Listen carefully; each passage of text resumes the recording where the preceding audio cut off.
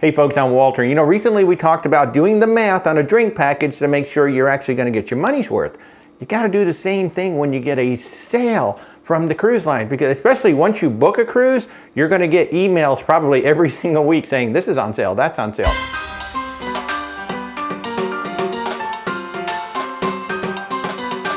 For example, we are booked on the Royal Caribbean Odyssey of the Seas in December.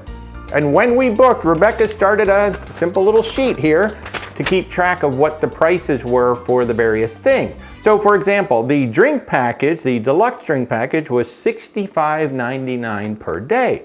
So we just literally yesterday got an email saying, hey, buy one, get one 50% off on the drink package. So of course it's gonna be cheaper. And the new sale price is $72.99. Wait a minute, it went up. How did that happen? You know, when we booked the cruise like 3 or 4 weeks ago, it was $65.99, and now it's on sale, 50% off that second person, $72.99. Okay, let's check the unlimited dining package. I mean, it's up to 50% off. So when we booked the cruise 3 or 4 weeks ago, it was $166.99 per person.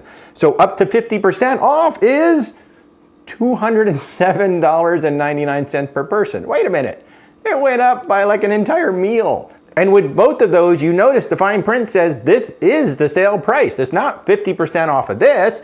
This is the new price that you're now going to pay. So always check those sales. And now it's not all bad news. Now the key, which is like an exclusive access experience for those who pay for it, was $41.99 when we booked the cruise 3 or 4 weeks ago, and now it's just $32.99. So that did actually go down if we wanted to experience that. So when you book the cruise and you see some things that you might want to get, but you think the prices are a little high, write them down, spreadsheet, piece of paper, whatever. And then when you get those sales from the cruise lines almost every week, you actually know whether it's a better deal or a worse deal than before.